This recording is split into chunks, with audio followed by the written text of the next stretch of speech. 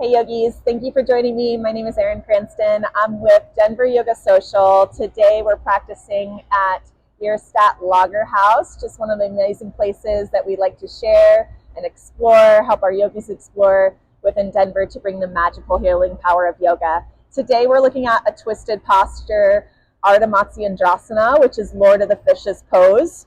We can start in our staff pose by lengthening our legs forward, pressing our palms down to lengthen through the crown of our head. I'm going to go ahead and bend into my left knee. I can keep my left knee on the inside of the leg here or step it over for a bit more sensation.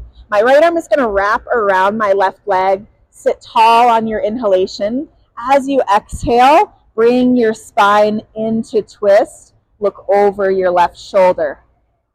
For even more sensation here, you can decide to rock onto your right hip and guide your right knee, guide your right heel close to your glutes. Taking a look over your left shoulder.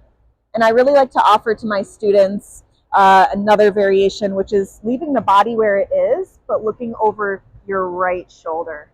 This really gets into your scalenes and allows you to combat some of that tech neck stuff.